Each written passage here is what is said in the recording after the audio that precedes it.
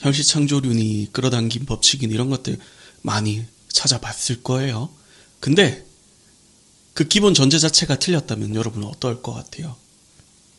내가 뭔가 창조할 필요가 없고 뭔가 끌어당길 필요가 없다면, 그거 자체가 아니라면, 잘못되었다면 여러분은 어떨 것 같습니까? 단순히 내가 뭔가 창조하거나 끌어당기는 게 아니라 선택하는 문제였다면 어떨 것 같아요? 오늘 그 내용에 대해서 다뤄보려고 합니다.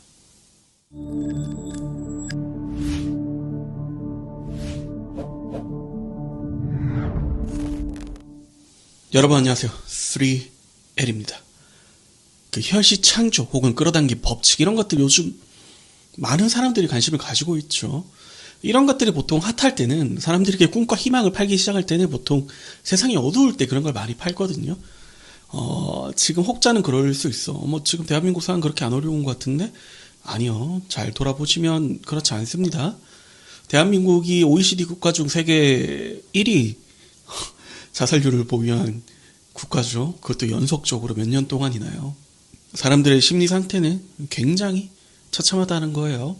그 대표적인 예가, 이런 것들을 관심 끄는 대표적인 예가 그 하와이 대저택이라는 채널 있죠. 그 채널이 어떻게 성장하고 사람들 끌어모으는지 보면 좋은 예가 될 것 같아요.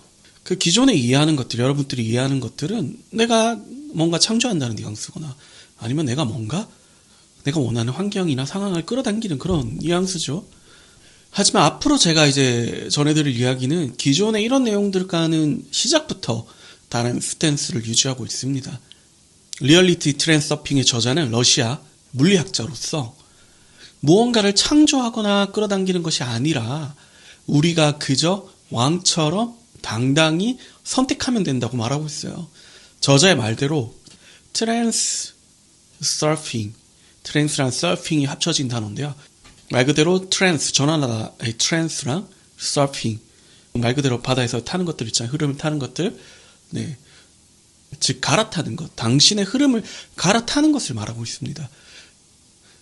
우리가 현재 시공간에서 무언가를 끌어당기는 거나 창조하는 것이 아니라 이미 모든 것이 존재하고, 예전 영상들 보면 당신의 최고 버전을 실현할 수 있도록 제가 돕겠습니다라고 항상 영상마다 달아놨을 거예요. 이것도 같은 개념이에요. 당신의 최고 버전은 이미 존재해요. 네, 단지 물화되지 않았을 뿐, 현실화되지 않았을 뿐이지 이미 존재하고 있다고. possibility가 가능태 상태로 존재하고 있다는 거예요. 그래서 이 트랜스서핑이라는 개념 자체는 이미 존재하는 그걸로 내가 갈아탄다는 그런 개념입니다. 이미 당신이 원하는 모든 것들이 물질화되지 않았을 뿐 존재한다는 거죠. 그냥 당신은 그것으로 트랜스서핑, 말 그대로 갈아타기만 하면 되는 겁니다. 제가 이제부터 하나씩 소개드릴 트랜스서핑은 보통 사람의 관점에서는 아예 불가능해 보이는 것을 이룰 수 있게 해주는 아주 강력한 도구예요.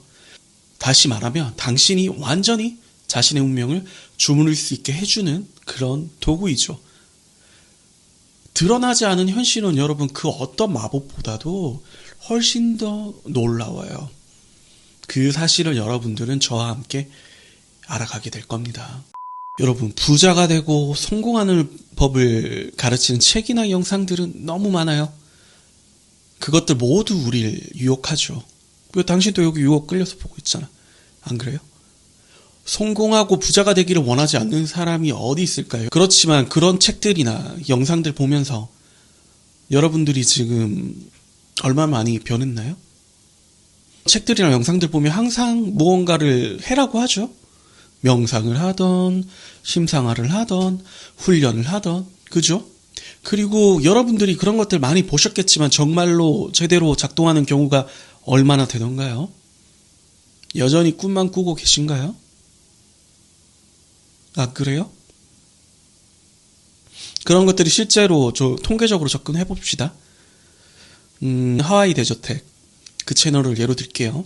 사실 거기서 성공하는 비율이 얼마나 되죠? 거기서 맨날 성공하잖아요. 비율이 얼마나 되죠? 그 비율이 진짜 그 집단에서 특출나게 성공 비율이 통계적으로 유의하게 높다고 말할 수 있나요? 그냥 열심히 사는 일반인들이랑 똑같은데 거기서는 그런 성공한 케이스만 뽑아서 강조시키는 거 아닐까요? 그런 생각은 안 해보셨을까요? 네. 그리고 그런 것들이 당신에게 그냥 달콤한 꿈만 제공하고 있다면 여러분은 어떨 것 같아요? 그래서 다시 내용으로 좀 돌아오자면 러시아 물리학자는 이렇게 이야기합니다. 여러분, 트랜서핑에서는 어떤 훈련도 명상이나 자아성찰도 하지 않을 것입니다. 이것은 당신이 원하는 것을 얻게 해주는 근본적으로 완전히 다른 사고방식과 행동 방식입니다. 이것은 당신을 변화시키는 것이 아니라 여러분 자신으로 되돌아가는 길입니다. 앞으로 저와 함께 이 러시아 물리학자가 전하는 트랜서핑 법칙을 하나씩 전부 다 쪼개버릴 거예요. 이것을 흡수해서 여러분 것으로 만드세요. 우선은 기본적인 개념부터 하나씩 설명을 해 나가볼까 합니다. 오늘은 그 중에서 가능태 공간에 대해서 이야기를 해볼 거예요. 여러분 현실 속의 모습을 드러내는 모든 형체에는 반드시 그 근원이 있습니다. 그 근원으로부터 모든 다양한 가능태들이 생겨납니다. 예를 들자면 당신이란 존재가 현재 타고 있는 타임라인, 시간대 외에도 다양한 가능태가 이미 존재하고 있다는 거예요. 당신이 특정 가능태를 선택하지 않는다면, 즉 트랜서핑, 갈아타지 않는다면 당신이 소위 운명이라고 부르는 것에 지배받는 것처럼 움직일 겁니다. 그림으로 보면 이런 식이죠. 자, 이게 첫 번째가 지금 당신입니다. 지금 이대로라면 정년까지 일하고 늙고 지쳐 노후를 보내게 되겠죠. 여유롭지 않은 금전 상황 때문에 노후에도 평온함과 거리가 있겠죠. 그리고 두 번째는 지금 현재와는 조금 먼 가능태에 있는 당신입니다. 이때 당신은 그래도 건강은 유지하고 있군요. 일과는 조금 다릅니다. 주변 인물도 좀 다르네요. 자, 그리고 세 번째, 여기서 좀 더 멀리 떨어진 가능태입니다. 당신은 그래도 부유한 당신을 살기로 선택을 했네요. 당신은 우연히 재테크에 성공했고 좀 더 부유하게 노후를 보냅니다. 그리고 남은 여생을 즐기면서 살아가고 있죠. 가능태들은 이런 식으로 무한히 존재합니다. 현재에서 멀어질수록 현실화하는데 좀 더 시간이나 에너지가 소비가 될 뿐이에요. 여러분, 이것은 비단 이 저자가 말하는 트랜서핑 기법뿐만 아니라 심리 상담에서도 볼 수 있습니다. 많은 내담자들에서 그들이 어떻게 자기 현실 트랙을 갈아타는지 많이 봤어요. 한 개인이 자신의 패턴이나 사고방식을 인식하고 다른 선택을 하게 되면 다른 인생 트랙을 타게 됩니다. 기존의 고통스러운 자신의 현실 말고 다른 인생 트랙을 타게 되면 그의 인생에 등장하는 주변 인물조차 모두 바뀌어버려요. 저는 이런 경우를 정말 수도 없이 봤습니다. 당신이 다른 가능태의 자신으로 트랙을 갈아타게 되면 마법같이 모든 게 바뀌어요. 집, 차, 주변 사람 다 바뀝니다. 만약에 나를 힘들게 하는 게 가족이었잖아요. 그 가족이 내가 갈아탄 현실을 따라오지 못하면 그 가족조차 떨어져 나갑니다. 물론 물질계에서는 그 텀이 좀 걸리죠. 그래서 서서히 변하는 듯이 보입니다. 하지만 변하고 난 뒤 다시 돌아보면 정말 말 그대로 모든 게 바뀌어 있어요. 이 가능태에는 정말 무수히 많은 버전의 당신이 있습니다. 이것은 모두 다 들어있어요. 예를 들자면 컴컴한 어둠이 있어요. 아주 컴컴한 어둠을 상상해보세요. 아무것도 보이지 않고 컴컴하고 무한한 그런 어둠이요.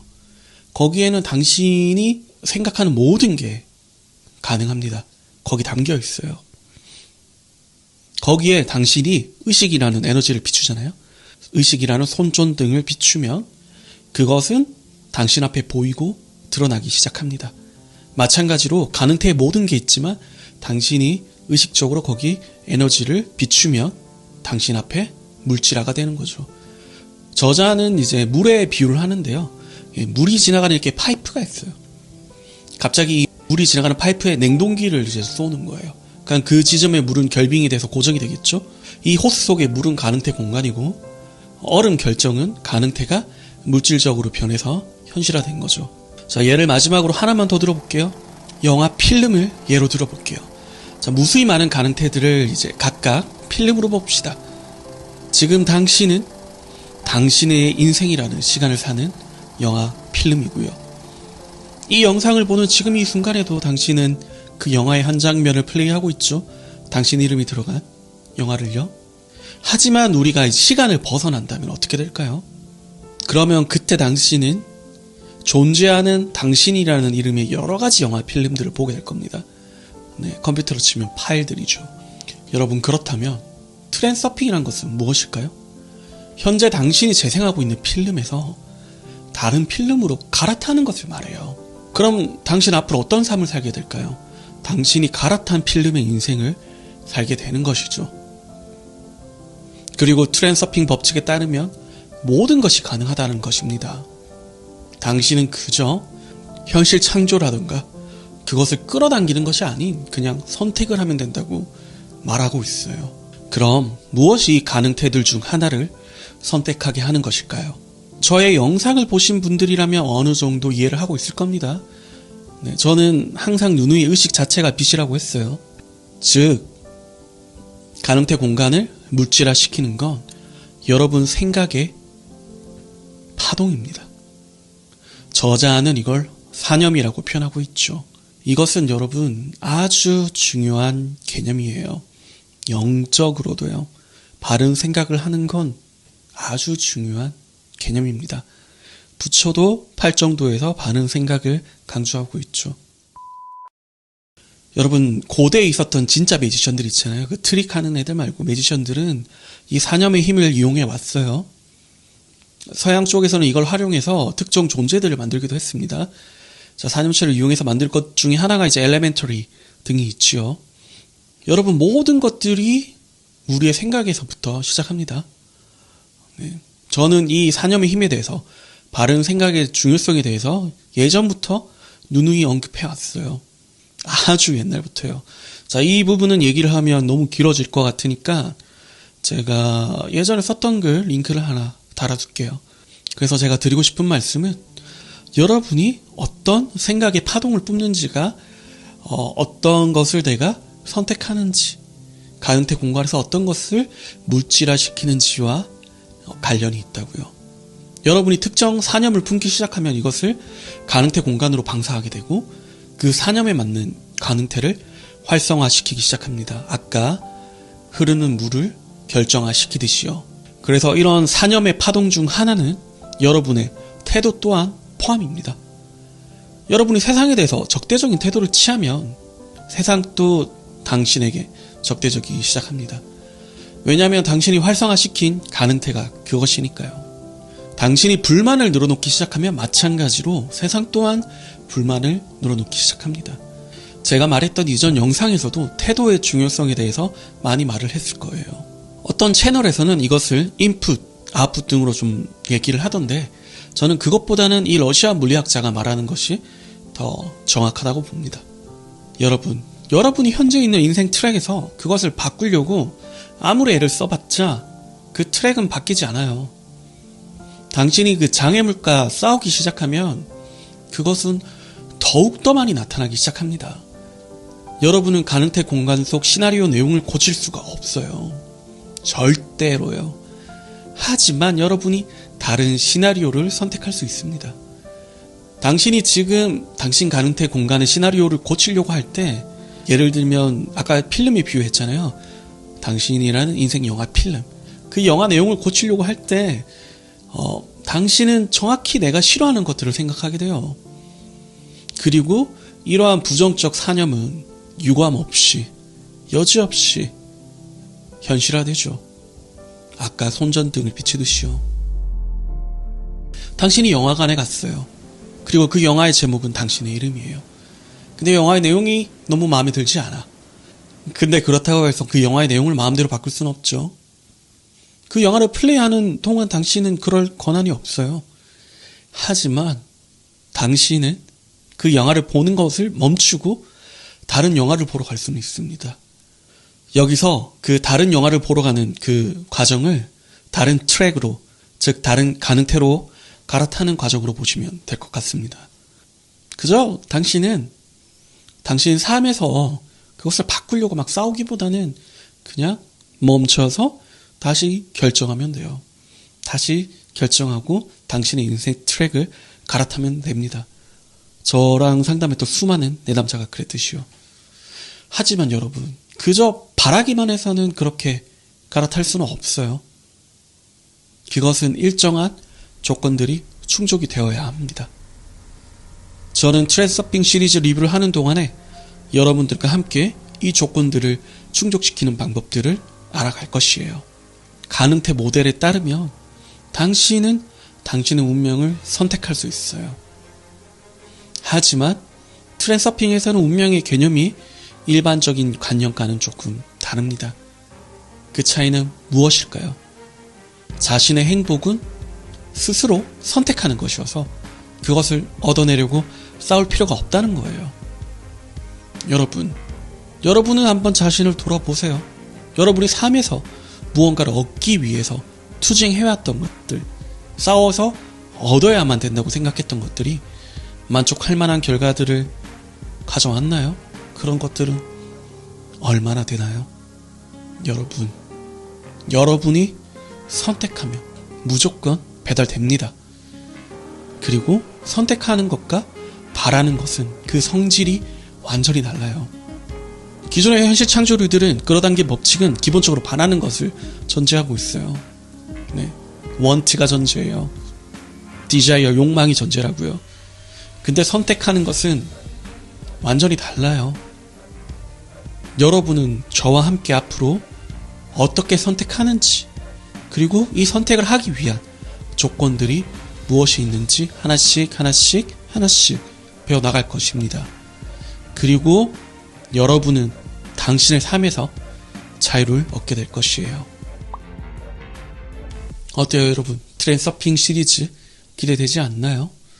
그래서 오늘 이야기를 좀 요약하자면, 첫 번째, 당신의 현실은 무한수의 방식으로 실현될 수 있습니다. 그리고 두 번째, 당신이 방사하는 사념 에너지의 내용이 변하면 당신은 다른 삶의 트랙으로 옮겨갑니다. 세 번째, 당신의 인생의 시나리오를 고쳤을 수는 없지만 여러분은 그저 다른 시나리오를 선택하면 됩니다. 마지막으로 가장 중요한 네 번째입니다. 성공과 행복을 얻으려고 싸우지 마세요. 싸울수록 오히려 싸울 거리를 불러옵니다. 당신은 그저 마음에 드는 시나리오를 집어들고 그것을 즐기기만 하면 됩니다. 우리 구독자 여러분들도 삶이 투쟁이 아닌 삶에서 내가 주인으로 당당히 원하는 것을 선택하고 그리고 그것을 취하는 삶을 살아가셨으면 합니다. 그래서 다음 트랜스서핑 시리즈는요, 다음 시리즈에 대한 예고를 하기 전에 조금 말씀드리고 싶은 게, 이 선택하는 조건들 중에 하나가 깨어있는 걸 굉장히 중요시 하거든요. 그래서 다음 이야기는 우리가 깨어있지 못하고 주변에 항상 이제 휘말리게 되고 가능태를 실현시키는 그 에너지, 그 의식의 빛을 가장 많이 빼앗아가는, 당신을 사회의 부품으로 살아가게끔 만드는 펜듈럼이라는 개념에 대해서 다루어 볼까 합니다. 당신이 원하는 대로 인생 트랙을 선택하기 위해서는 이 의식의 힘이 굉장히 중요하기 때문이죠. 우리는 불필요하게 낭비되는 에너지를 지킬 필요가 있습니다. 그럼 다음 시간에 또 뵙죠. 왜 내가 원치 않는 것은 반드시 실현될까? 그런 생각들 다들 해보시지 않으셨어요? 내가 이것만은 안 돼! 라고 하던 것들은 어김없이 나타납니다.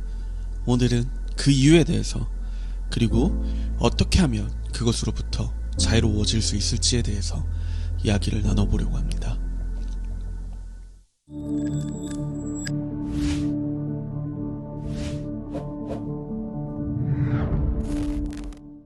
여러분 안녕하세요. 3L입니다. 자, 오늘은 저번 시간에 이어 트랜스서핑 개념 중에 펜듈럼이라는 것에 대해서 다뤄보려고 합니다.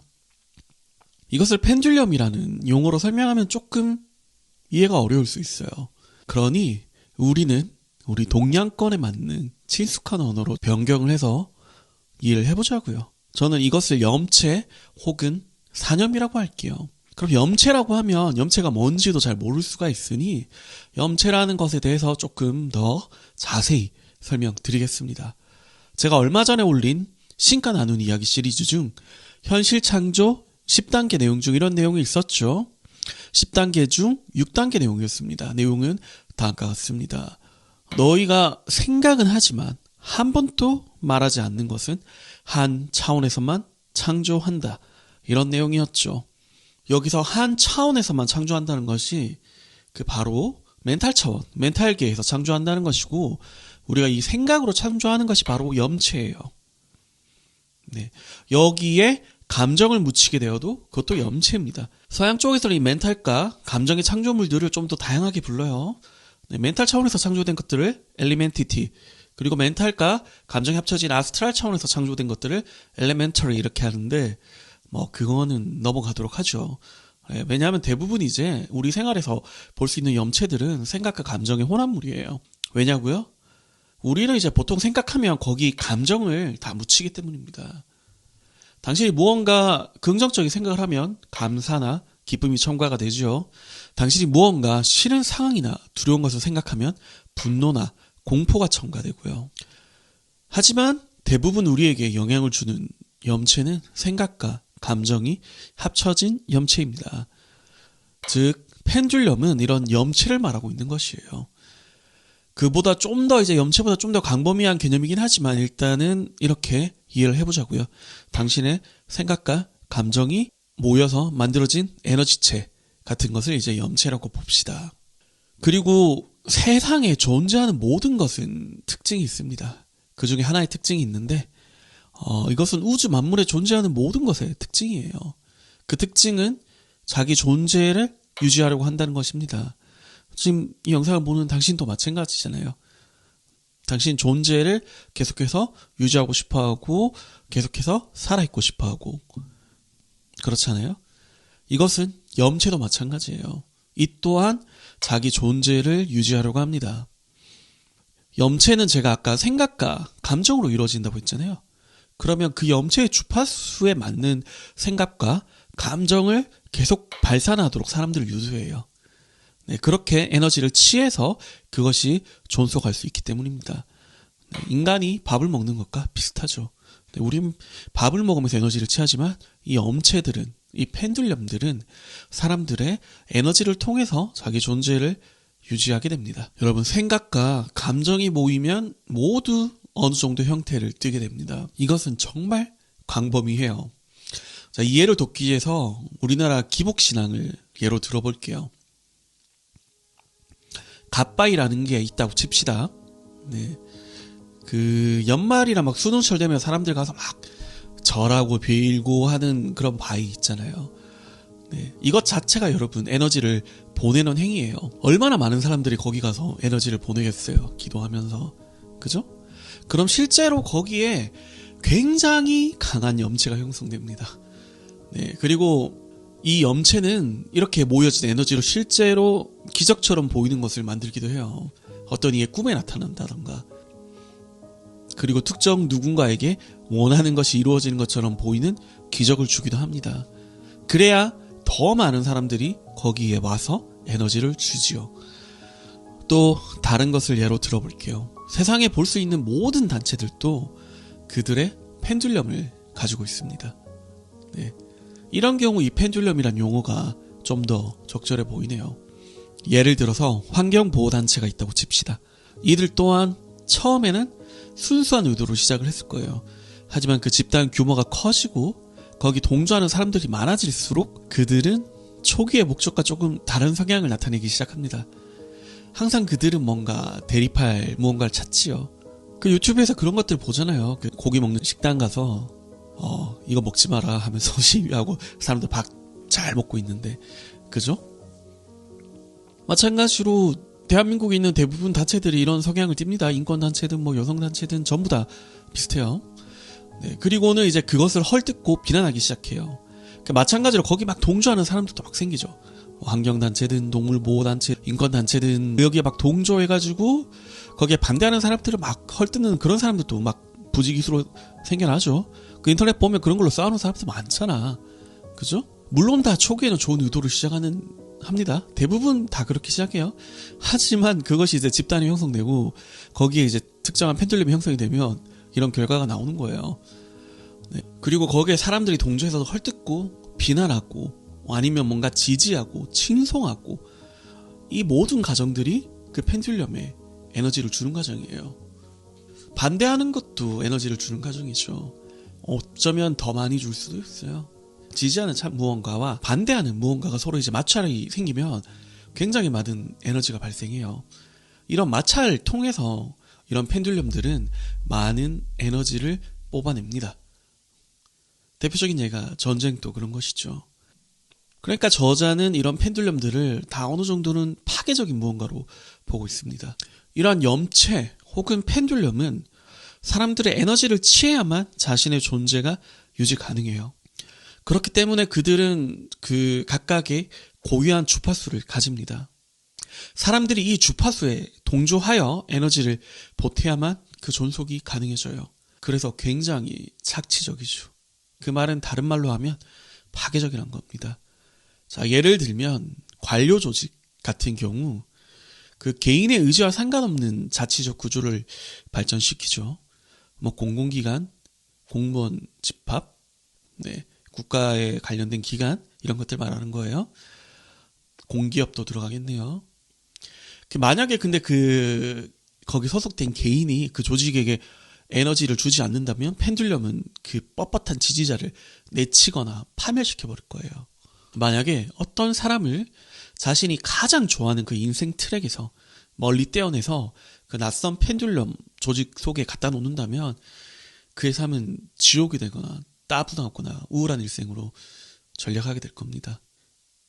자유를 잃고 그 좋든 싫든 그 펜듈럼이라는 거대한 기계 속의 작은 부품처럼 강요된 규칙을 따라 살아야만 하겠지요.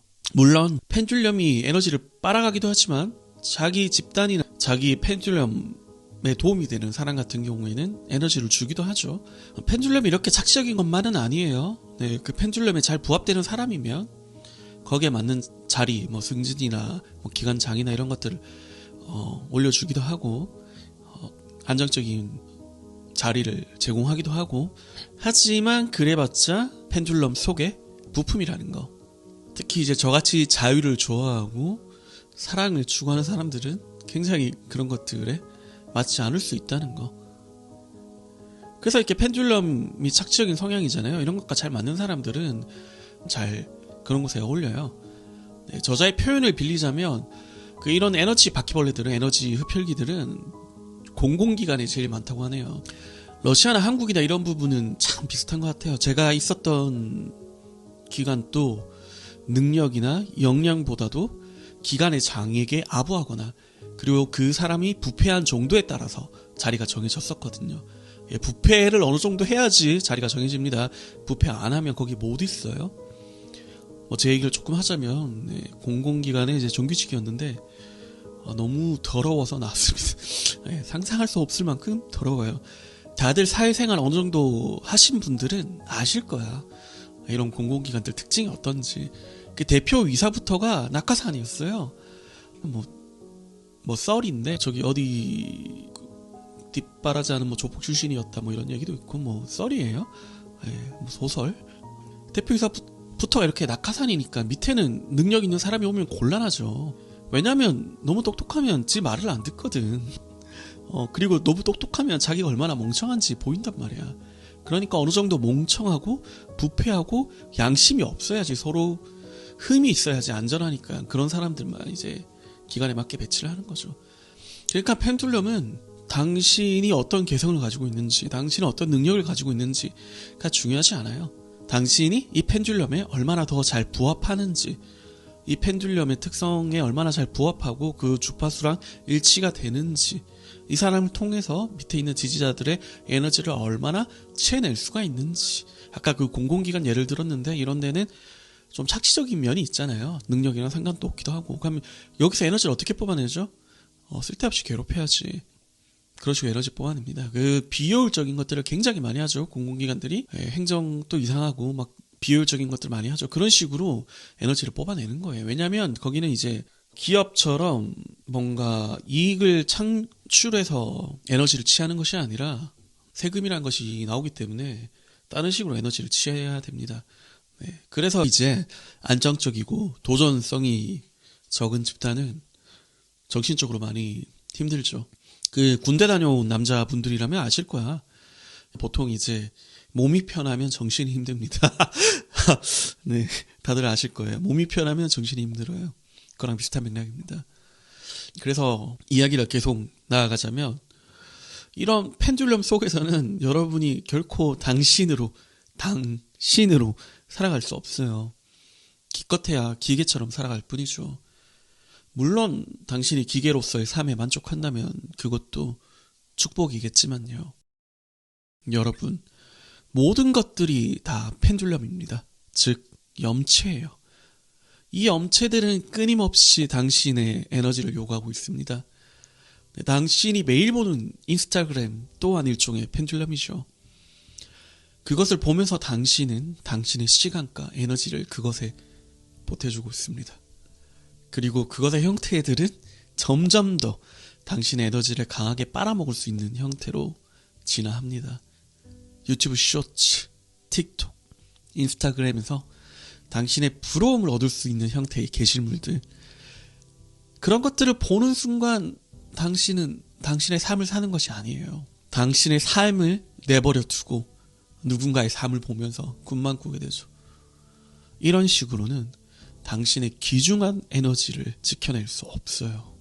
네, 이런 식으로 당신의 에너지가 빨려가는 것입니다. 물론 이런 것들이 처음부터 그랬던 것은 아니에요. 유튜브만 해도 건강한 정보 공유의 플랫폼일 수 있었지만 어느 순간 점점 더 자극적이고 강렬한 영상이 주를 이루게 되었죠. 인스타그램이나 페이스북도 초기에는 그냥 서로를 더 끈끈하게 해주는 그런 무언가였지만 어느 순간 거기서도 주류가 생기고 인기가 많은 사람들이 생기고 대다수는 그런 것들을 보면서 자신의 삶을 대체하게 되죠. 그리고 여러분이 지금 먹는 것도 마찬가지예요. 당신이 지금 먹는 가공식도 마찬가지입니다. 제가 이전 영상에서 가공이 많이 된 음식일수록, 즉 유통기한이 긴 음식일수록 생명 에너지가 적다고 말씀드렸습니다.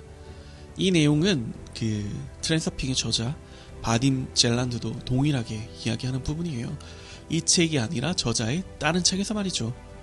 다른 책에서 저자는 트랜서핑 하기 위해서 자기 인생 트랙을 마음대로 갈아타기 위해서 그 에너지 레벨이 굉장히 중요하다고 하는데 거기서 이제 먹는 것의 중요성을 강조하고 있습니다. 거기서 이런 가공식들이 얼마나 착취적인지 당신의 에너지를 뺏어가는지도 이야기하고 있어요.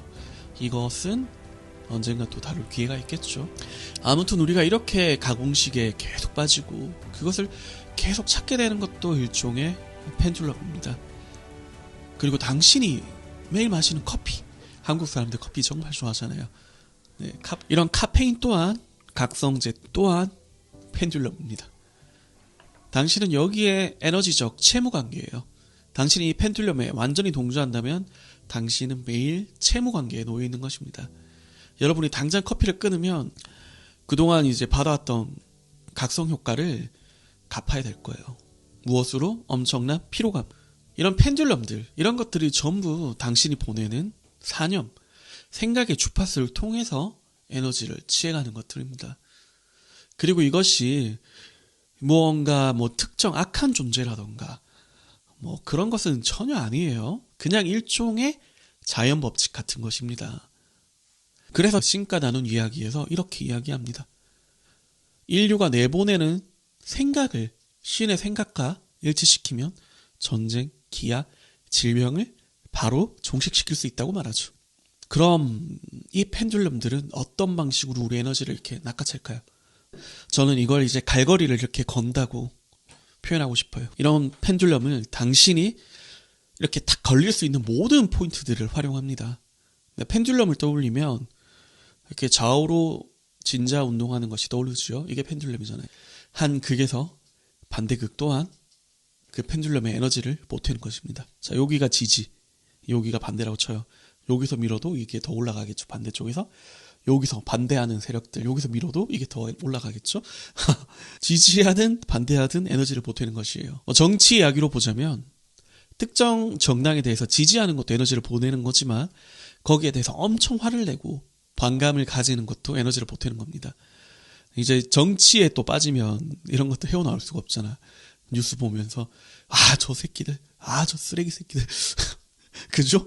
쟤들 맨날 왜 저러는 거야. 이런 것도 다 에너지를 보내는 거라고. 펜듈럼은 당신의 에너지를 뽑아내기 위해서는 아까 뭐든 한다고 했잖아요. 이 당근과 채찍을 다 써요. 그것이 무엇이든 상관하지 않아요. 그냥 당신이 감정을 발산하고 에너지를 이제 표출할 수만 있다면 다 활용합니다. 당신이 뭔가에 대해서 이제 감정을 막 뿜어내는 것으로 당신의 펜듈럼에 어느 정도 낚여 있는지 볼 수 있어요. 당신이 무언가에 대해서 분노, 두려움, 흥분, 짜증, 시기심과 같은 이런 감정을 불러일으킨다면 당신은 지금 당신의 에너지를 펜듈럼에 낭비하고 있는 것이에요. 이런 펜듈럼이 당신에게 접근하려고 할 때 가장 선호하는 방법 중 하나는 그 당신의 균형을 깨트리는 것이죠. 예를 들면 당신의 직장에서 당연한 것 중 하나를 흔들어 버리는 거죠. 네, 그 상사를 통해서 아마 그런 것들을 할 겁니다. 이거 너무 당연한 건데, 이렇게 하는 게 효율적인 건데 이상한 걸 막 시키는 거야. 상사가 와가지고. 그러면 막 당신은 분노하게 될 거고 그 조직의 펜듈럼에 에너지를 보태는 격이 되죠. 그리고 이 펜듈럼이 또 좋아하는 감정이 있어요. 그 중에 하나가 두려움입니다. 두려움은 가장 원초적이고 강렬한 감정이죠. 당신이 정확히 무엇을 두려워하는지는 상관이 없어요. 그냥 당신의 두려움이 어떻게든 펜듈럼의 한 측면과 연결되어 있기만 한다면 펜듈럼은 이 두려움을 활용해서 당신의 에너지를 충분히 얻어낼 수 있습니다. 실제로 당신이 두려움에 사로잡혀 있을 때 무언가 다른 것을 생각하는 것은 굉장히 어려운 일이죠. 안 그래요? 실제로 과학에서 밝히기도 한 개인이 두려움에 사로잡히면 뇌의 인지 기능이 마비가 된다고 합니다. 생각을 못하게 되는 거죠. 그리고 또 유용한 것이 하나 있죠. 네, 이 펜듈럼이 좋아하는 것이 또 하나 있습니다. 죄책감이죠. 네, 죄책감. 이 죄책감을 활용해서 당신의 에너지를 뽑아갈 겁니다. 그리고 당신이 가지고 있는 심리적 컴플렉스 또한 마찬가지입니다.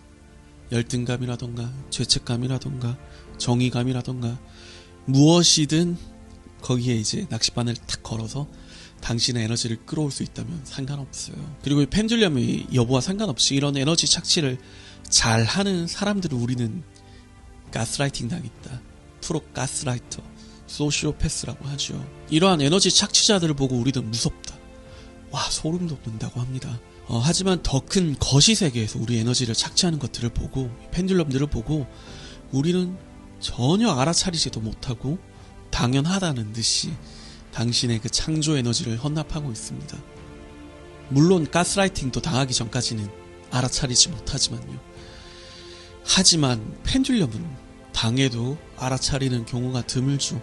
그냥 평생 기계처럼, 사회의 부품처럼 살아가다가 당신의 인생이 끝이 납니다.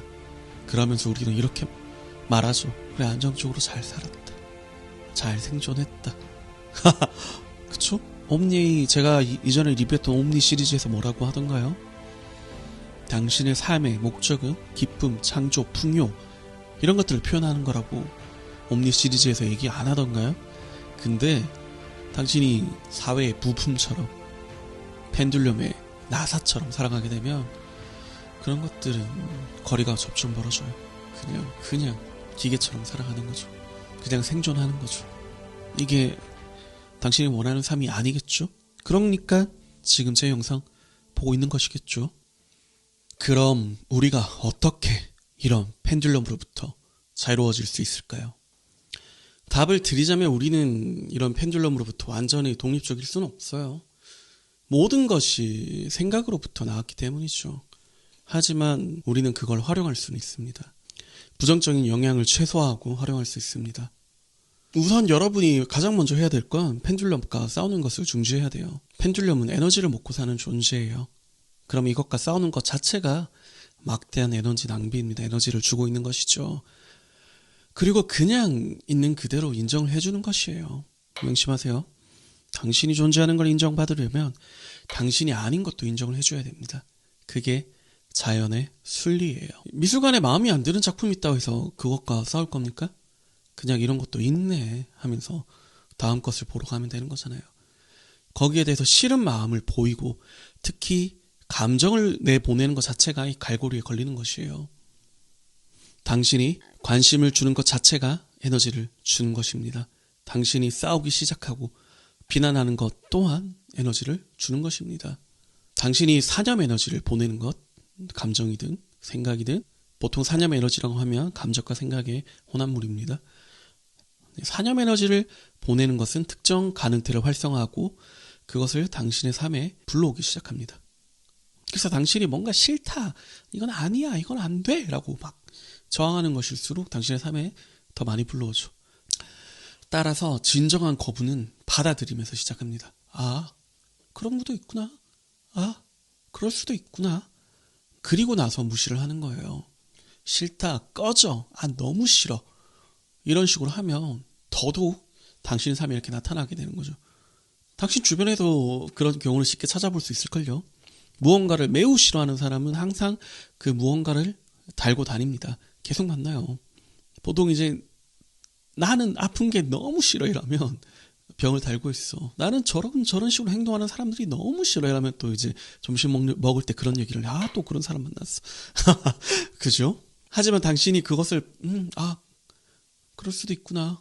그런 사람도 있구나. 이렇게 하고 받아들이고 나서 그냥 무시를 하면요. 그 펜듈럼은 다른 대상을 찾아가요. 왜냐하면 당신에게 더 이상 뽑아갈 에너지가 없기 때문이에요. 거기 걸려들지가 않는데 다른 사람을 이제 걸러 가야죠. 하지만 살아가다 보면 항상 무시할 수 있는 경우만 있는 건 아니겠죠. 무시할 수 없을 때가 더 많습니다. 여러분 그럴 경우는 어떻게 해야 할까요? 네, 저자는 이제 몇 가지 테크닉을 좀 알려주는데요. 우리도 한번 같이 알아봅시다. 첫 번째, 흘려보내기입니다. 흘려보내기는 어떻게 하는 거냐면 펜듈럼이 다가가지고 이렇게 나한테 막 갈고리 이렇게 탁 걸려고 하면 처음에는 받아들이는 반응을 보여주다가 펜듈럼의 반응을 이렇게 완전히 다른 쪽으로 되돌려 놓는 거예요. 처음에는 받아들이는 척 하다가 이렇게 흘려보내는 거죠. 이거는 이제 책에서도 나와 있는 비유인데 그 무술을 좀 예로 들어볼게요. 무술 중에 일본 합기도 같은 경우에는 공격이 들어오잖아요. 이게 흘려갖고 그 힘을 역이용해서 막 넘어뜨리거나 제압하거나 하거든요. 이런 것들을 좀 상상해 보시면 될 것 같습니다. 상대방의 힘을 역이용하는 거죠. 한 가지 예를 좀 들어볼게요. 다들 이제 한 번쯤 해본, 그리고 이 영상을 보고 있는 당신도 지금쯤 하고 있을 직장 생활을 예로 들어봅시다. 갑자기 상사가 와가지고 상사 원래부터 좀 삐리하고 이상했는데 상당한 양의 일을 좀 시키려고 해. 너무 끔찍한 그런 분량이야. 이거 효율성도 이해가 안 되고 왜 하는지도 이해가 안 돼. 네, 그런 일입니다. 그러면 기존의 당신은 막 그것에 대해서 막 싸우고 반감을 가지고 논쟁하고 그랬다면 이번에는 완전 긍정의 자세로 듣는 거예요. 어떤 논쟁도 하지 않고 오히려 동조하면서 질문도 하면서 조언도 구하면서 그렇게 있는 겁니다. 이걸 지금 이런 이유에서 하시려고 하시는 거구나. 그렇네요. 입장에선 정말 중요한 일일 수 있겠네요. 그럼 이거 어떻게 하면 제가 좀 더 잘할 수 있을까요? 어떻게 하면 제가 좀 더 도움이 될까요? 어떤 방향으로 하면 될까요? 이러면서 이제 듣는 거예요. 그렇게 하면서 이제 경청을 해주는 거죠. 그 사람의 욕구가 이미 어느 정도 이제 깎여 들어갔어. 그러면서 태도 또한 굉장히 긍정적으로 바뀔 거고요. 그러면서 방향은 어떤 식으로 흘리냐면 그러면 이걸 저보다 다른 시간에 더 잘할 수 있을 것 같은데 그게 훨씬 더 상사님이 원하는 방향에 맞지 않을까요? 이런 식으로 흘리는 거죠. 포인트는 이러면서 이미 보통 사람 같은 경우에는 그런 것들을 시키려고 하는 순간 이제 혈압이 확 솟구칠 거야. 근데 그렇게 하는 게 아니라 당신의 감정이나 불안이나 두려움, 걱정 이런 것들을 온전히 관찰하면서 그것에 있는 게 아니라 관찰자로 머물면서 상대방에게 동조만 해주면서 흘려보내는 것입니다. 상대방을 역이용하는 거예요. 네, 이런 것들이 이제 첫 번째 테크닉, 흘려보내기고요. 두 번째 테크닉은 항상 우리가 이렇게 흘려보낼 수 있는 것이 아니잖아요. 어떤 상황은 도저히 흘려보낼 건덕지가 없어 보입니다. 이럴 때는 이 두 번째 방법을 좀 활용해보세요. 두 번째는 펜듈럼 끄기입니다. 이것은 어떤 식이냐면 예상되는 시나리오랑 전혀 상관없이 반응하는 거예요. 네. 예전에 비틀즈가 열광했던 흑마술사 알리스터 크로울리도 이런 말을 했죠.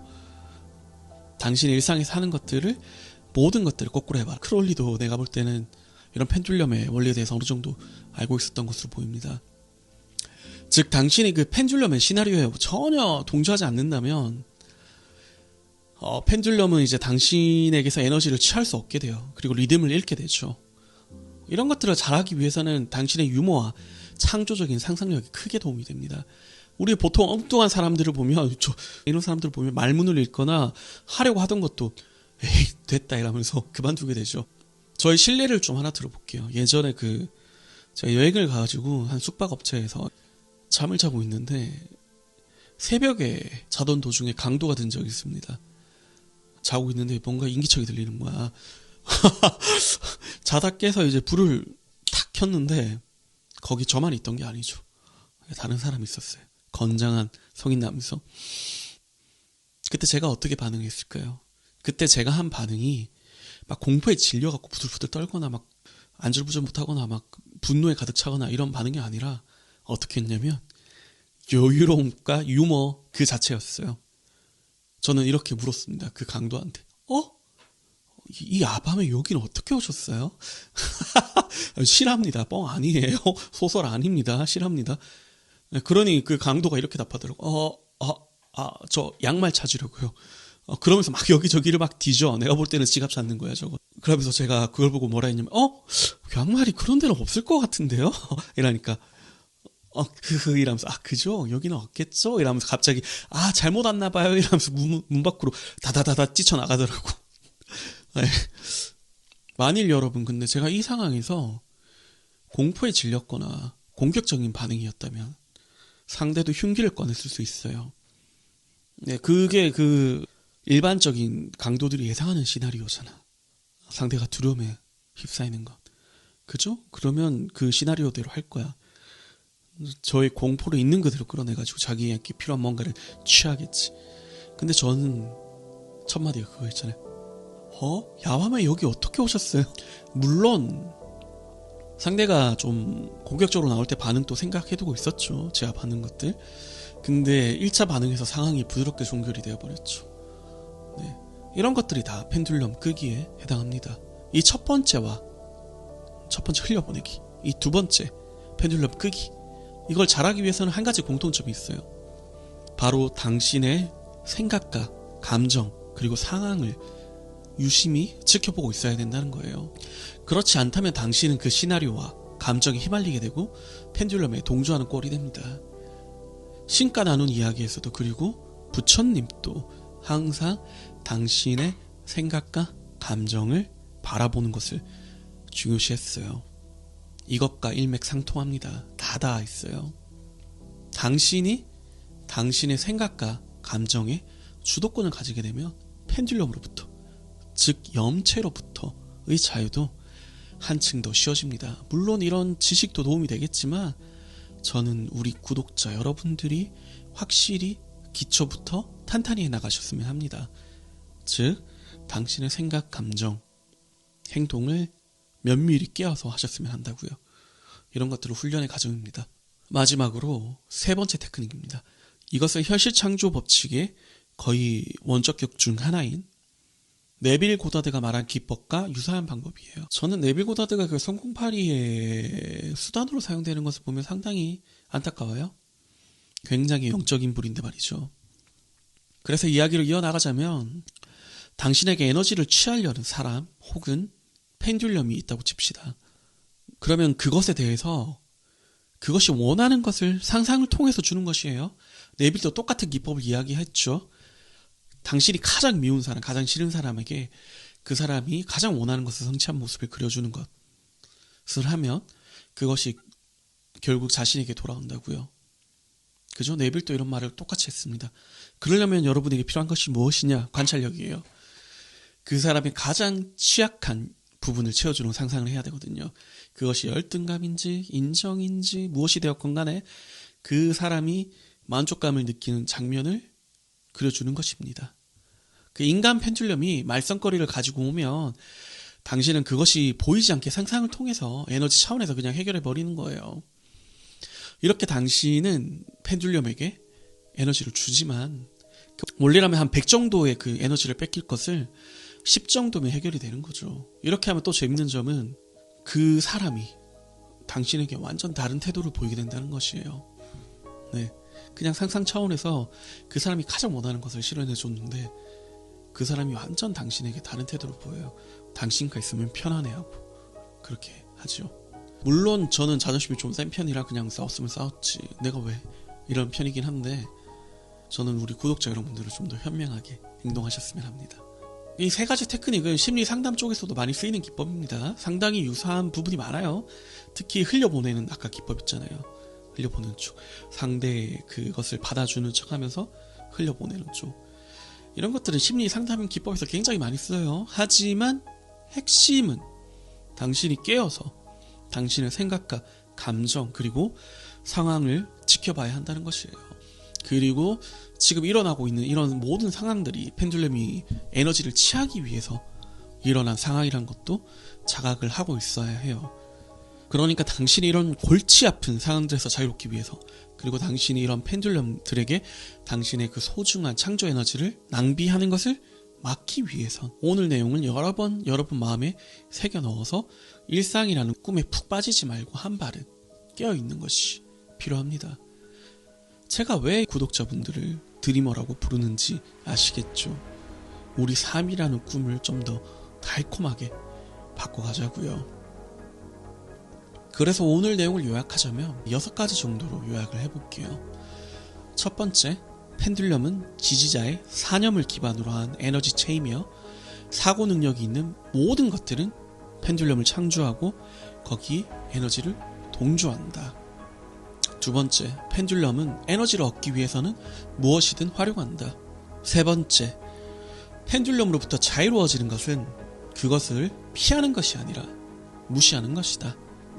네 번째, 펜듈럼을 끄려면 게임의 시나리오를 무시해야 한다. 다섯 번째, 긍정적 심상하는 인간 펜듈럼을 부드럽게 꺼준다. 그리고 마지막 6번째, 매 순간 깨어서 자신의 생각, 감정, 상황을 조망함으로써 펜듈럼의 시나리오에서 주도권을 가지게 된다.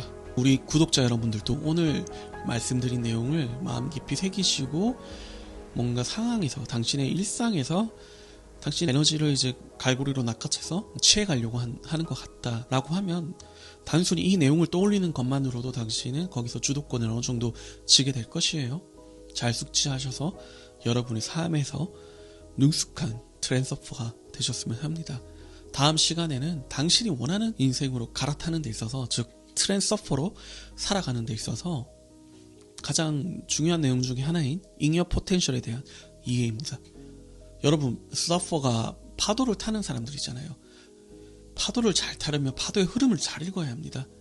마찬가지로 당신의 삶이라는 트랙을 자유자재로 타려면 에너지의 흐름을 잘 읽어야 합니다. 다음 시간에는 중요성과 잉여 포텐셜이라는 주제로 찾아뵙겠습니다. 삶이라는 현실은 보이는 것과 달리 물과 같아 계속되는 에너지의 흐름이다. 그래서 마치 파도와 같다. 내가 어떻게 할 수 없는 거대한 힘이다. 그리고 종종 이 삶이라는 파도는 나를 집어삼키려는 듯이 보인다. 이럴 때 대부분의 우리는 항상 파도와 싸우려고 한다. 하지만 우리가 파도와 싸우려고 온몸에 힘을 줄수록 우리는 더욱더 경직된다. 그리고 무리해서 경직된 사람들이 그렇듯이 수면 아래에 가라앉는다. 하지만 나는 더 이상 그 무엇에도 과도한 중요성을 부여하지 않기로 했다. 아무리 큰 어려움이라고 해도 내가 그것에 대해 중요성을 부여하지 않는 순간 그것은 나를 스쳐갈 뿐만 아니라 오히려 나를 띄워준다. 그리고 나를 다른 삶의 트랙으로 데려갔다. 나는 이제 매 순간 이 삶이라는 파도를 탄다. 이 에너지를 타고 내가 선택할 수 없는 것은 없다. 나는 완전한 자유다.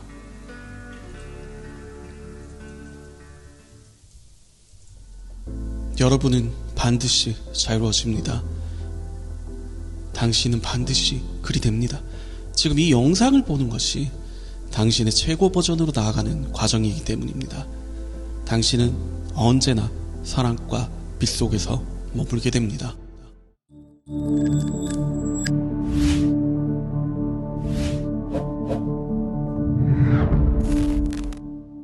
여러분 안녕하세요. 3L입니다. 오늘은 트랜서핑 시리즈 중 잉여 포텐셜에 대해서 다뤄보겠습니다. 이 내용을 통해 당신은 삶을 서서히 바꿔갑니다. 하나의 놀이터로 만들게 될 거예요. 여러분, 우리가 지나치게 에너지를 부여하는 것, 중요성을 부여하는 것은 앞에 트랜서퍼의 일기에서 말한 것처럼 경직되는 것과 같습니다. 이렇게 경직되면 능숙한 트랜서퍼가 되지 못하죠. 그리고 삶이라는 거대한 바다에 잠기게 됩니다. 그 삶은 꽤 끔찍할 수 있습니다. 당신의 목구멍에 물이 가득 차듯이요. 살아도 사는 것이 아닐 수 있습니다. 오늘 말씀드릴 주제는 바로 이것입니다. 책에서는 이것을 잉여 포텐셜이라고 표현하고 있지요. 즉 우리가 과도하게 중요성을 부여하는 모든 것들입니다. 당신이 이 중요성을 빼고 부드럽고 가벼워질 수 있다면 그때서야 이 삶이라는 파도를 탈 수 있게 됩니다. 그러면 삶에서 우리는 어떻게 중요성들을 부여하고 있을까요? 주로 평가입니다. 이는 자신에 대한 평가와 자신 외의 것에 대한 평가 모두 포함입니다. 이상화, 비교, 불만, 비난 이런 것들 모두 해당합니다. 이런 평가를 통해서 중요성이 부과되면 언제나 모두 균형력의 작용을 받게 됩니다. 균형력이란 과학의 에너지가 치우친 것을 다시 조화 상태로 돌아가게 하는 힘을 말합니다. 이 균형력을 알기 위한 예를 좀 들어볼게요. 최근 그 유튜브에서 수많은 사람들이 까고 있는 용찬우 씨 예를 좀 들어볼게요. 네, 저는 그분을 좋아했어요. 그분이 영상 편집 강의나 생각들을 좋아했는데 그분이 그렇게 독특한 생각이나 창의력을 가지고 있음에도 왜 까이는지 한번 봅시다. 그는 자신에 대해서 지나치게 높은 평가를 했었어요. 그가 실제로 한 말을 예로 들자면 나는 니체의 환생이다. 그리고 자기 자신 외의 다른 것들은 게임 속에 등장하는 가상 캐릭터인 NPC에 비유를 했지요. 네, 자기를 비난하고 자기보다 뭔가 정신적 능력이 떨어지면 전부 다 그냥 게임 속 캐릭터인 NPC에 비유를 했다고요. 즉 자신에게 지나치게 중요성을 부여했습니다. 이 결과 균형력의 작용으로 그를 다양한 사람들이 대차게 공격하고 있는 것이지요. 그를 공격하는 사람들에는 의사, 변호사, 이슈 유튜버, 기타 등등 굉장히 많아요. 그냥 전방위적으로 공격을 받고 있다고 보시면 됩니다. 내가 중요하고 내가 넘버원이고 내가 네오고 다른 사람들은 다 NPC고 얼마나 자기 자신에 대해서 중요성을 부여했어요. 네, 그가 생성한 이런 잉여 포텐셜을 균형력이 작용해서 밸런스를 맞추고 있는 과정이라 보시면 됩니다.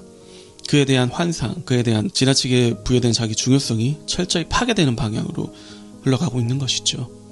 마찬가지로 당신이 삶에서 지나치게 의미를 부여하는 모든 것은 그것이 부서지는 경험을 하게 됩니다. 이것은 말과 행동뿐만 아니라 생각도 포함입니다. 돈이라는 주제를 한번 예로 들어볼게요. 돈이라는 것에 지나치게 가치를 둔 사람이 있다고 가정해 봅시다. 그는 결국 균형력의 작용으로 오히려 그 반대의 경험을 하게 될 가능성이 커집니다. 좀 더 자세히 예를 들어볼게요. 누군가가 돈에 미쳤습니다. 그 누군가는 돈이 모든 것이에요. 돈을 너무나 갈구합니다. 그래서 매일 돈과 관련된 돈을 끌어당기는 그런 영상을 봅니다. 밤마다 돈과 관련된 상상을 합니다.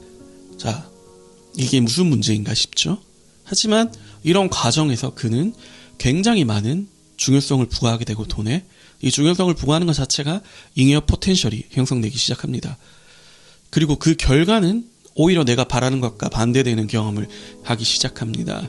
당신은 매일매일 더더욱 간절해집니다. 하지만 이상하게 돈을 얻을 수는 없어집니다. 그러면 그럴수록 당신은 더더욱 그런 컨텐츠들을 시청하게 됩니다. 그리고 이렇게 생각하겠죠. 이전 거 쓴 내용이 뭔가 부족해서 그런 거야. 내가 모르는 무언가가 더 있을 거야. 라고 하면서 말이죠. 이러면서 그 누군가는 그의 중요한 창조적 에너지를 낭비하게 됩니다. 행동할 시간에 스마트를 붙잡고 있으면서 말이죠. 그리고 결국 현실 창조류라는 펜듈럼의 에너지를 제공하게 됩니다. 그 펜듈럼은 그에게 그가 원하는 것, 돈에 대한 성취 경험을 주지 않는 게 이득이죠. 왜냐하면 그럴수록 그가 간절해지고 그런 것들을 계속해서 시청하면서 에너지를 부여하니까요. 잘 이해가 안 되시는 분들은 이전 영상, 펜듈럼에 대한 영상도 보고 오시길 바랍니다. 결국 그 누군가가 금전적으로 완전히 바닥까지 가게 되었을 때, 그리고 그 모든 것에 대해서 지치게 되어서 돈이라는 것 이외의 가치를 발견하게 되었을 때, 돈에 대한 지나친 중요성은 해체됩니다. 균형력은 그렇게 그가 부여한 중요성을 해체시킵니다. 이 이외에도 다양한 경우가 있어요. 또 한 가지 예를 들어볼게요. 남녀 관계에서도 쉽게 볼 수 있지요. 예를 들어서 배우자 상에 대해서 굉장히 이성적인 상을 가지고 있는 사람이 있습니다. 이 사람은 결국 자신의 이상과 완전히 반대되는 사람을 만나게 됩니다. 그리고 본인이 부여했던 그 상들이 처참히 박살이 나버리죠. 심리 상담을 하다 보면 이런 케이스들은 정말 많이 봅니다. 이렇게 말로 표현하는 것은 쉽지만 그 과정이 얼마나 고통스러울지는 이 영상을 보는 분들이라면 충분히 알 겁니다. 그 외에도 여러 가지가 있죠. 지나치게 걱정하는 부모 밑에서 자란 아이는 그 부모가 자신에게 하던 걱정을 하나씩 부모에게 보여주죠. 이런 케이스 정말 많이 보이지 않던가요? 그래서 저는 여러분께 이렇게 말씀드리고 싶네요. 염려 없이 보살펴라고. 정말 다양하게 중요성과 그로 인해 발생된 잉여 포텐셜이 어떻게 균형을 잡아가는지를 보여드렸습니다. 그리고 이 균형 잡아가는 과정들이 그렇게 달콤하지는 않아요. 꽤나 끔찍하죠. 그러면 어떻게 해서 이런 잉여 포텐셜을 줄일 수 있을까요? 가장 간단한 방법은 행동입니다. 생각의 차원에서 에너지를 부여하는 것은 행동을 통해서 해소할 수 있습니다. 그 균형력의 바늘이 중립에서 한쪽으로 치우친다고 보이면 당신은 즉시 행동을 통해 에너지를 빼서 다시 중립으로 유지할 수 있습니다. 마치 악력밥솥에서 김을 빼듯이요. 우리가 행동하게 되면 우리는 그것에 대해서 계속되는 생각을 멈출 수가 있습니다. 그리고 행동할 때 우리는 그 결과보다는 과정에 완전히 몰입함으로써 다른 잉여 포텐셜이 발생하는 것을 막을 수 있습니다. 여러분이 목표에 대해서 생각하고 상상하고 그리는 것만큼 거기서 발생되는 잉여 포텐셜을 줄이기 위해 즉각적으로 행동하는 것도 굉장히 중요합니다. 그리고 우리가 과도하게 중요성을 부여하는 것은 언제나 균형을 무너뜨리고 잉여 포텐셜을 부여하게 됩니다. 그래서 매 순간 당신은 당신의 생각과 감정이 어디에 쏠려 있는지 확인하는 게 필요합니다. 그 영화 대사가 떠오르네요. 배트맨 시리즈에서 조커가 이런 말을 하죠. Why so serious? 이 말을 왜 하냐면요. 당신이 심각할수록 절실할수록 그 잉여 포텐셜이 강하게 형성된다고요. 당신이 지금 이대로 충분할 때 당신이 원하는 것을 얻을 확률은 점점 커집니다. 그럼 중요성이 빠진 상태에 있을 때 우리는 어떤 마음 상태에 가까울까요? 예를 들어서 우리가 뭔가 원하는 게 있을 때 보통 이런 상태죠. 아, 난 이거 아니면 안 돼. 이거여야만 돼. 이거 아니면 나는 다음 단계가 없어. 이런 마음 상태죠. 하지만 그것보다는 이런 방법이 보이네. 하지만 뭐 이게 아니라도 괜찮아. 그래도 일단 해보자. 이래도 좋고 저래도 좋고 이런 마음 상태일 때인 거죠. 이런 상태에 둔다면 그 모든 선택이 윈윈이 됩니다. 그리고 이런 상태에서 우리는 부드럽게 원하는 트랙으로 갈아타게 됩니다. 즉 우리가 바라는 바를 이루게 됩니다. 우리는 삶에 대해서 좀 더 단순한 태도를 가질 필요가 있습니다.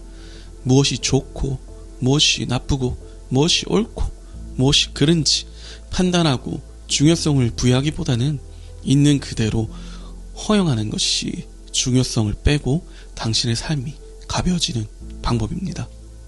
중요성을 부여한다는 것은 에너지를 과도하게 부여하는 것이며, 에너지를 과도하게 부여하는 것은 당신이 이 삶이라는 꿈에 점점 더 빠져드는 것을 말합니다. 아까 물에 잠기는 것에 비유를 했죠. 여러분, 물에 오랫동안 잠겨있으면 어떻게 되죠? 결국 뇌에 가는 산소의 흐름이 끊길 것이고 물속에 잠들게 될 것입니다. 마찬가지로 당신의 삶에서 무엇이든 지나치게 중요성을 부여하면 당신은 경직되고 삶이라는 꿈속에 잠식당하게 됩니다. 이와 마찬가지로 이런 맥락에서 자랑하지 마라, 겸손해라 라는 미덕이 나오게 되는 것이죠. 자랑하게 되는 이면의 마음에는 자신에 대한 중요성이 있어요.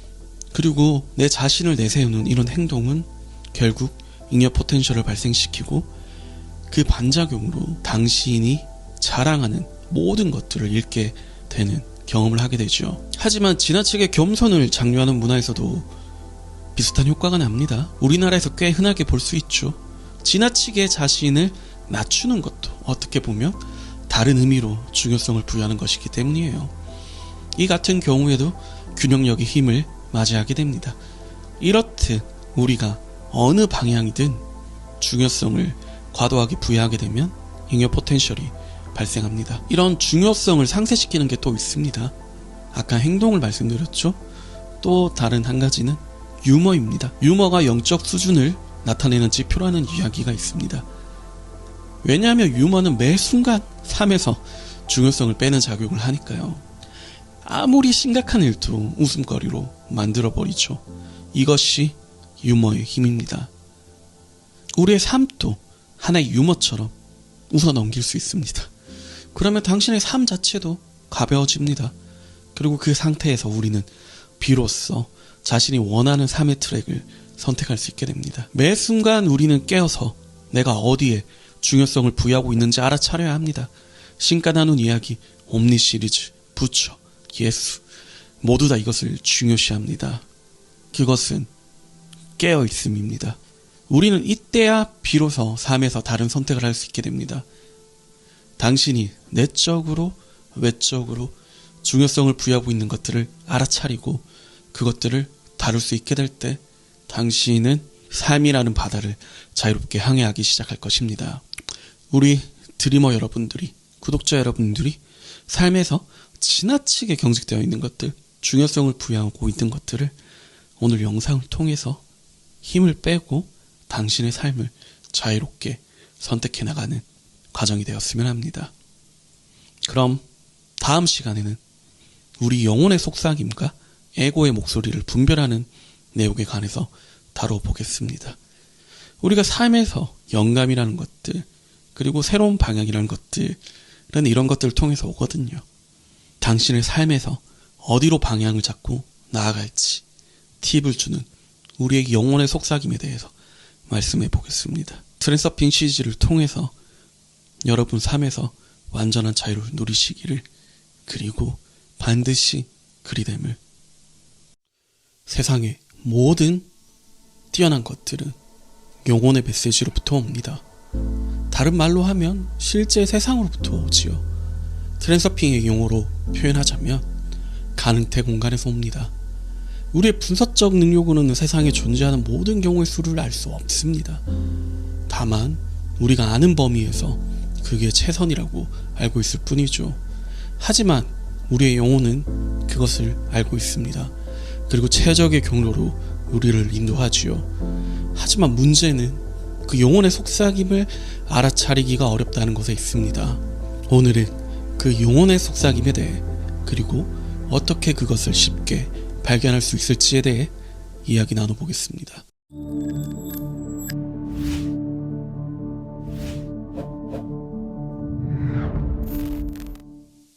여러분 안녕하세요. 3L입니다. 심리학에서는 이렇게 말하죠. 모든 것은 투사라고. 물리학에서는 이렇게 말합니다. 인간이 인지할 수 있는 범위는 극히 일부분이라고요. 인간이 인지할 수 있는 영역은 실제의 아주 미세한 부분밖에 안 된다고 합니다. 우리가 그 대단하다고 하는데도 실제 극히 일부분을 해석하고 드러내는 장치이죠. 만약 거대한 무언가가 이 우주 자체를 투사하고 있다면 그 실제는 얼마나 장대하고 거대할까요? 그 실제를 우리가 알 수 있을까요? 시각적으로 예를 들어볼게요. 백색광을 프리즘에 비추면 빨주, 노초, 파남보로 나타납니다. 그리고 우리 인간의 차크라도 무지개와 같이 아래로부터 빨주, 노초, 파남보입니다. 그럼 우리도 뭔가 빛의 투사물이라는 것이죠. 무슨 빛이요? 신의 빛이요. 제가 이 말을 드리는 이유는 우리가 인지할 수 있는 물리적 세계 너머에 훨씬 더 큰 실제가 있다는 점입니다. 하지만 아까 말했듯이 우리의 몸은 이 물질계를 분석하고 표현할 수밖에 없어요. 이 물질계 내에서요. 그리고 그것은 아주 작은 일부에 불과합니다. 우리가 꿈이라는 것을 제대로 기억하지 못하는 이유도, 그리고 명상 상태에서 쉽게 잠에 빠져드는 이유도 그러합니다. 우리가 인식할 수 없는 영역으로 들어가기 때문이죠. 꿈에서 받은 정보들은 다시 뇌로 처리될 때 정말 난해한 경우가 많습니다. 그럼 이 영혼의 메시지라는 것이 알아먹을 수도 없는데 쓸모가 있을까요? 쓸모가 없지 않을까요? 아니요. 여러분, 세상의 모든 뛰어난 것들은 이 영혼의 메시지로부터 옵니다. 다른 말로 하면 실제 세상에서 오지요. 트랜서핑 용어로 하면 가능태 공간에서 온다고 볼 수 있습니다. 대부분 뛰어난 과학적 발견, 예술적 창조물들은 이런 영감을 통해서 옵니다. 과학이라는 것은 이러한 영감들을 물질 세계에 맞게 그것을 과학이라는 언어로 풀어내는 것입니다. 그것을 보통 우리는 지식이라고 부르죠. 그리고 이러한 지식은 삶을 굉장히 풍요롭게 만들어줍니다. 그리고 예술이라는 것도 영감을 그림이나 다른 예술품으로 표현해내는 것입니다. 뛰어난 예술품들은 우리 영혼 자체를 고양시키죠. 그리고 당신이라는 것 또한 신의 투사물입니다. 아까 말했듯이 백색광이 프리즘에 비추면 7가지 색깔로 나오듯 당신은 신의 빛이 비춰져서 7가지 차크라로 나타납니다. 그리고 당신은 이 신의 속성을 잘 표현하게 되면 될수록 당신의 능력을 통해서 세상을 이롭게 한다던가 사랑을 표현한다던가 자비를 표현한다던가 여러 가지 방면으로 세상에 기여를 하지요. 예술품, 과학, 그리고 당신 자체가 신의 투사물이고 그것은 모두 신의 속성을 통해서 세상에 기여를 한다고요. 즉 영혼의 속삭임에 익숙해질수록 당신을 삶에서 더욱더 많은 창조적 메시지를 받고 더욱더 효과적으로 자신의 삶을 움직이게 됩니다. 그럼 우리는 영혼의 메시지를 어떻게 받을까요? 우리는 보통 이것을 이렇게 부르죠. 직관이라고 하죠. 이전 일상 영상에서 제가 영감들은 느낌으로 온다고 표현하였습니다. 이러한 느낌의 언어는 압축이 되어 있다고 표현했습니다. 마치 프리즘을 통과한 7가지 빛깔이 통과 전에는 백색광이듯이요. 마찬가지로 영혼의 속삭임은 물질계의 색으로 언어로 표현되지 않는 통짜의 느낌입니다. 그것을 분석하려고 하면 더더욱 와야 되죠. 그래서 보통 우리가 할 수 있는 정도는 좋다, 나쁘다 정도의 느낌입니다. 뭔가 그 이유를 설명할 수는 없지만 그냥 아는 것이죠. 물론 그것에 특출난 사람이 있죠. 우리는 그들을 보고 예언가, 투시자 등으로 부릅니다. 만약에 옛날 사람의 예언을 좀 들어보면 이상한 것들이 많이 있을 거예요. 자동차를 보고 철로 된 짐승이라 한다던가 하늘을 나는 비행기를 보고 거대한 새라고 한다던가 말이죠. 왜냐하면 그들은 그들이 보는 것을 그들이 아는 수준에서 해석할 수밖에 없기 때문이에요. 일단 이런 특출난 경우는 제외하자고요. 우리는 지극히 일반인적인 관점에서 접근합시다. 우리는 대부분 그냥 이런 영혼의 메시지를 느낌으로 받아들여요. 그리고 그것이 좋다, 나쁘다의 정도의 느낌만 받죠. 연금술사 책의 저자 파울루 코엘류는 자기의 작품에서 이러한 느낌들을 표지라고 표현합니다. 그리고 그 또한 영적인 소설가이기에 이런 것들을 중요시하고 잘 따라가는 모습을 보이죠. 저의 경우로 예를 좀 들어볼게요. 어떤 날 굉장히 불길한 느낌이 찌릿하고 저를 스쳐 지나갑니다. 시간대는 낮이었어요. 꽤 맑은 날이었죠. 저는 이 느낌을 무시할 수 없을 듯한 그런 느낌이었어요. 그리고 그것을 분석하려고 하기보다는 그냥 그 느낌에 머물렀죠. 그러니 떠오르는 사람이 아버지였습니다. 그리고 바로 전화를 해서 이렇게 얘기를 했죠. 지금 술 드시죠? 차 끌고 가셨어요? 대리 부르세요? 라고 했습니다. 그러니 아버지는 어떻게 알았어? 알았다. 이러셨죠. 네. 참고로 저와 본가와의 거리는 거의 대한민국 끝과 끝에 있어요. 네. 그리고 저는 그렇게 이제 살가운 성격이 아니기 때문에 통화도 한 달에 한 번 할까 말까입니다. 만약 제가 제 영혼의 속삭임을 무시하였다면 어떤 일이 벌어졌을까요? 여러분도 분명 이런 경험들이 있을 거예요. 있다면 댓글에 소개 좀 해주세요. 또 다른 경우들도 있습니다. 자, 저는 영적 서적들을 읽는 것을 굉장히 좋아했어요. 말 그대로 독서가 취미였죠. 하지만 초기에는 어떤 책을 읽을지 갈피를 못 잡았어요. 그래서 저는 어떻게 했냐면 그냥 서점에 가가지고 해당 코너에서 손으로 이렇게 하나씩 훑으면서 지나갔습니다. 훑으면서 지나가면서 내면의 느낌에 집중했어요. 그리고 저에게 전율을 주는 것이 있으면 그것을 사서 읽곤 했답니다. 그리고 그러한 책들이 지금의 제가 있게 해주는 사다리의 역할을 충실히 해왔습니다. 그리고 또 이런 경우가 있죠.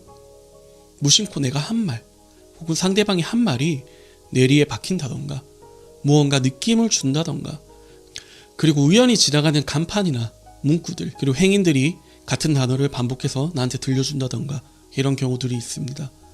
이런 것들이 다 영혼의 속삭임에 해당됩니다. 그러면 왜 이런 식으로 정보가 전달될 수밖에 없을까요? 영화 매트릭스를 통해 비유를 해볼게요. 실제 우리는 물질세계, 즉 매트릭스의 밖에 있습니다. 우리의 영은 실제 세상과 닿아 있습니다.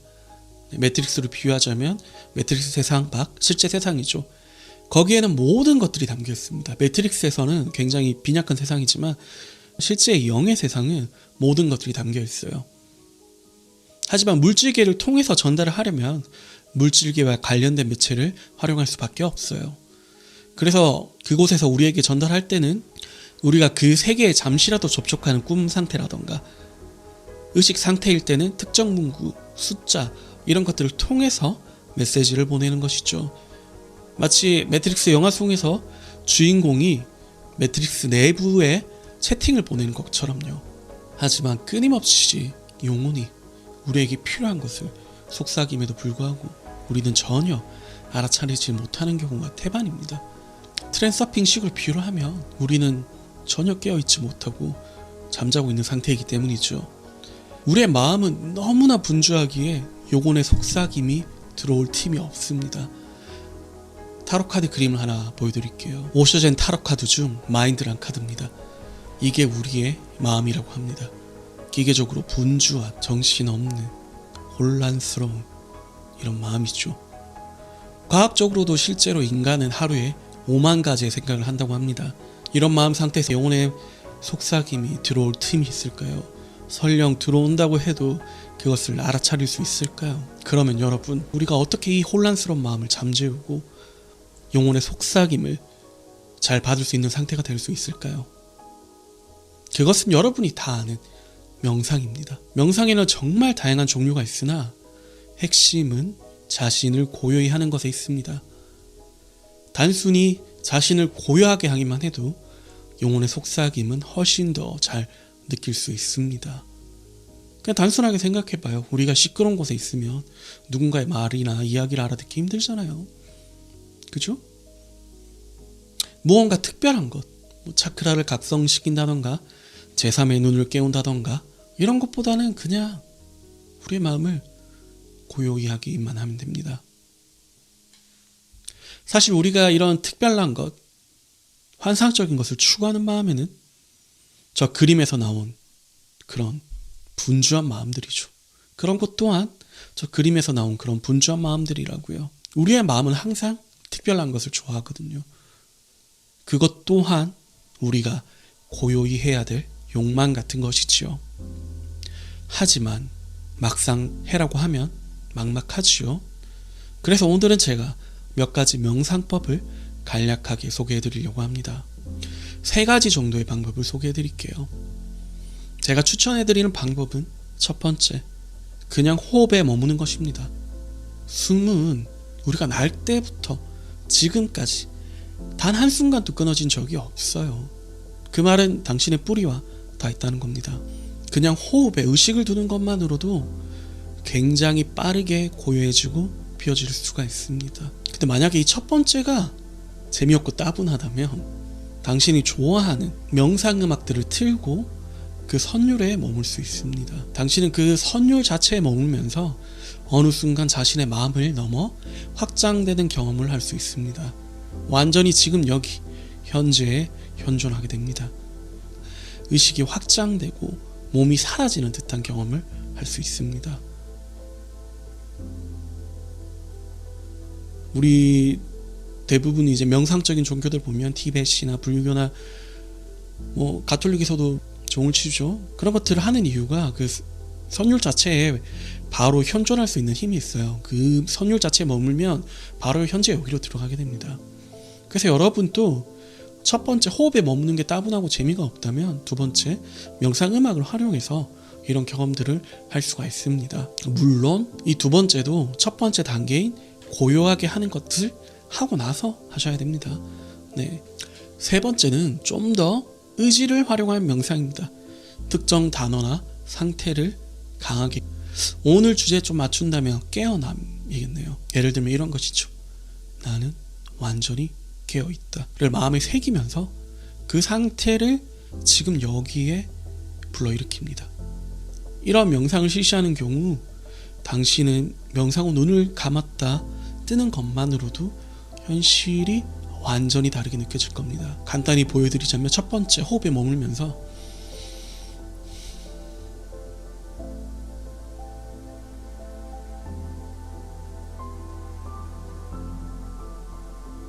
깨어있음 상태를 계속 마음속에 그리는 거예요. 깨어있음을 그리기 위해서는 내가 이때까지 잠들어 있었음을, 잠이라는 것도 꿈임을 어렴풋이 느끼고 있어야 됩니다. 그러면서 깨어있음을 강하게 그리는 거예요. 이런 명상들은 초기에는 어느 정도 루틴이 필요합니다. 하지만 나중에는 위에서 제시드린 3가지 다 특정한 시간을 부여하거나 강압적으로 하실 필요가 없습니다. 저는 의도적으로 고요하게 하는 힘을 강화하기 위해서 강연작이나 사람들이 많은 곳에서 지하철이나 그런 상태를 불러오는 것을 연습하고는 했었습니다. 그리고 우리 모두 가끔 어디론가 가잖아요. 바다라던가 산이라던가. 이런 것은 아주 좋은 명상 장소입니다. 당신이 보는 것이 바뀌면 내면도 바뀌어요. 그리고 위대한 자연은 아주 좋은 매체지요. 그런 곳에서 그저 호흡에 머물거나 깨어서 보시면 됩니다. 너무 티나게 막 가부좌 잡고 그러지 마시고요. 그냥 경치 보는 척, 쉬는 척 하면서 그렇게 하시면 됩니다. 아, 경치 좋다 이러면서 시선을 고정한다던가. 자, 불교 쪽 명상하다 보면 이 코끝 보는 것도 있잖아요. 그냥 시선 고정하면 그 마음이 고정되기 때문이에요. 경치 보면서 바다 저 멀리 보면서 시선 고정해도 되고요. 하면 너무 이제 숲 향기가 좋고 바람이 좋고 하면 그냥 눈 감고 거기 머무시면 돼요. 이런 것들이 익숙해지면 당신의 삶 자체가 명상적으로 될 것이고 나중에는 명상과 삶의 분별이 무의미해지는 단계가 올 것입니다. 명상이란 말에 얼마나 많은 환타지가 끼어있던가요? 뭔가 대단한, 신비한 이런 느낌이요. 그냥 명상도 여러분 삶입니다. 대단한 게 아닙니다. 그냥 인간의 자연스러운 능력이에요. 다만 현대인이 분주하다 보니 그것을 알아차리지 못할 뿐이에요. 제가 이전에 이야기했던 뮤턴트 메시지라는 책에서 그 호주 원주민들이 현대인들을 뮤턴트, 즉 돌연변이라고 부른다고 했죠. 우리는 본래 자연적인 상태에서 멀어져 있는 것일 뿐입니다. 그것도 아주 오랫동안요. 제가 제시해드렸던 3가지 방법은 실제로 제가 활용했던 방법들이니 여러분들도 이 방법을 통하여 당신의 삶에서 귀중한 나침반 역할을 수행해줄 영혼의 속삭임을 잘 수용해 나가셨으면 합니다. 당신이 영혼의 속삭임을 더 잘 들을수록 당신의 인생 전반에 대한 방향 자체를 잡아줍니다. 우리의 의식, 의지로, 마음으로 내가 최선이라고 생각하는 것들이 결국 최선이 아니라고요. 우리가 볼 수 있는 범위는 이렇다고요. 하지만 당신의 영은 전체를 본다고요. 이 전체에서 당신이 원하는 상태로 가는 최적의 루트를 찾아주는 게 영혼의 속삭임이라고요. 아시겠죠? 그럼 언제나 여러분 삶에 사랑과 빛이 가득하기를. 이상 3L이었습니다.